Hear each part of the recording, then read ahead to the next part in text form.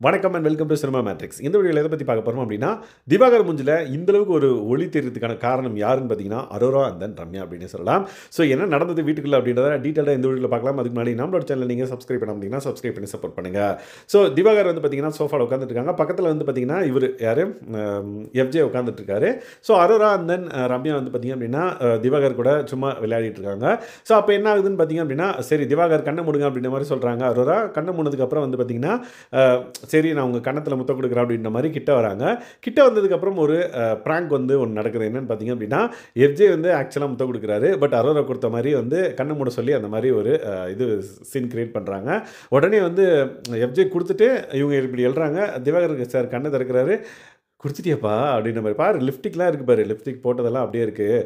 இவங்க தான் குடுத்தாங்க." அப்படின்ற மாரி சொன்ன உடனே அவரும் நம்பிட்டு அப்படியே அப்படியே ஒளி மூஞ்சில ஒரு பிரகாசம் அப்படியே வந்து பார்த்தீங்க அப்படின்னா தெரியுது. "அப்படியாப்பா?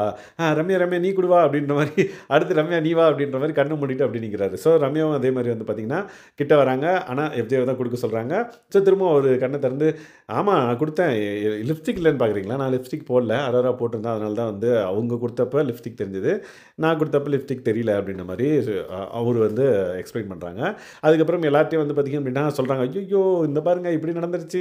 அப்படின்ற மாரி தண்டோரா அடிக்கிறாரு எஃப்ஜே. ஸோ எல்லாருக்கும் தெரிஞ்சிருச்சு இந்த பர்ட்டிகுலர் விஷயம் அப்படின்றப்ப, அவர் வந்து அப்பாடா 2 பொண்ணுகிட்ட முத்தம் வாங்கிட்டா அப்படின்ற மாரி அவர் வந்து பார்த்தீங்கன்னா, அப்படியே ஈன்னு சிரிச்சுட்டு உட்கார்ந்துட்டு இருக்காரு. ஸோ துஷார் வந்து வராரு. துஷார் பக்கத்துல வந்து உட்காந்தோனே அரோரா சொல்றாங்க, "துஷார்ட்ட சொல்லாதீங்க. துஷார்ட்ட கேட்காதீங்க, சொல்லாதீங்க." அப்படின்ற மாரி சொல்றாங்க. எனக்கு என்னத்துக்கு துஷார் முத்தம் குடுக்கணும்? எனக்கு அதெல்லாம் வேணாம். ஒன்லி கேர்ள்ஸ் அப்படின்ற மாரி அவர் வந்து இன்னும் ஃபன் மோட்லயே வந்து இருக்காரு அப்படின்னே சொல்லலாம். ஸோ இந்த மாதிரி குட்டி, குட்டி விஷயங்கள் வந்து பிக் பாஸ் வீட்டுக்குள்ள குட்டி, குட்டி பிராங்க் வந்து பார்த்தீங்க அப்படின்னா நடக்குது. அது வந்து உண்மைன்னு நம்பி திவாகர் வந்து பார்த்தீங்க அப்படின்னா, அப்படியே ஒரு சந்தோஷ அலையில வந்து பார்த்தீங்கன்னா, அப்படியே மிதந்துட்டு இருக்காரு அப்படின்னே சொல்லலாம்.